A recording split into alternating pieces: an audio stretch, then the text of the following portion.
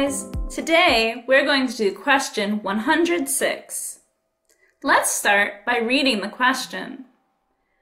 If you had the opportunity to live in a remote area by yourself or to live in a crowded neighborhood, where would you choose? Why? Use specific reasons and details to support your answer. First, let's look at the word opportunity. What is an opportunity? Well, it's kind of like a chance. So, they're giving you two choices. You can live in a remote area alone or in a crowded neighborhood. Oh, teacher, what is a remote area? That would be like living in the mountains alone. No people around you. You, the trees, the bear. Okay? Or living in a crowded neighborhood, which most of you probably live in now, with large apartments, many neighbors, many people always around. Okay. So what you need to do first is choose which one sounds good to you. Then you need to come up with two reasons why you would prefer to live there. Let's look at our sample answer. If I had to choose between living in a remote area by myself or living in a friendly neighborhood, I would choose to live in a friendly neighborhood. Okay, so this person started by first saying we had two options. Then they chose one. Which one did they choose? They chose the crowded neighborhood, but they changed it to being a friendly neighborhood. Here we go. Living alone in a remote area would be extremely lonely.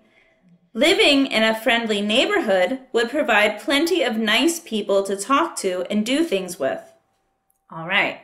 So their first reason for choosing the crowded neighborhood is because the remote area would be lonely. Now remember, when you choose your reasons, you can always say why the other one is bad and then say this one is good. Or you can just say why this one is better. So they would be very lonely if they lived in the forest, but in a neighborhood, they have people to talk to. That is their detail. Then, furthermore, living in a friendly neighborhood offers many conveniences. First, I want you guys to see the word furthermore. This is a very, very good transition. So usually we use the words like first, second, or what else could we say? Next. My next reason is. This one used the word furthermore. Using this word could really help elevate your guys' writing. Then their second reason is because the neighborhood has many conveniences, meaning things that will make their life easier. So that could be things like marts or doctors or pharmacies. What else? Schools, hospitals. These are all things in your neighborhood which can make your life better and, well, easier to live. For example, if I have a dog and need to go out of town, I can get a neighbor to help take care of it while I'm away. So their detail is an example. So they give a very specific example saying that, oh, I have a dog, but I want to go. If I just leave, my dog will die. I need someone to take care of him. Oh, tuk tuk tuk. Neighbor, come help me. This will make their life much easier. Even though a crowded neighborhood may have its disadvantages, its benefits override them. This was a very good conclusion. They didn't just restate the question or their first sentence. They instead kind of explained what they were talking about.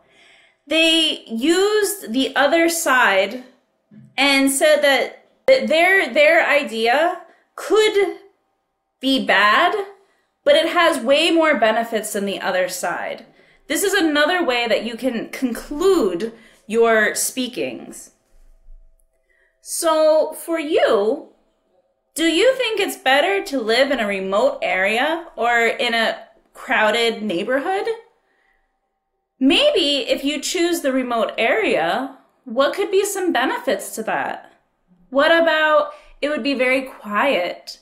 You could focus on doing something you've always wanted to do because you don't have distractions around you. And what about the air? The air in a remote area would be much cleaner than in our cities. These might be some things you can think about if you want to live in a remote area. Well, I look forward to seeing what you guys come up with, and I'll see you later.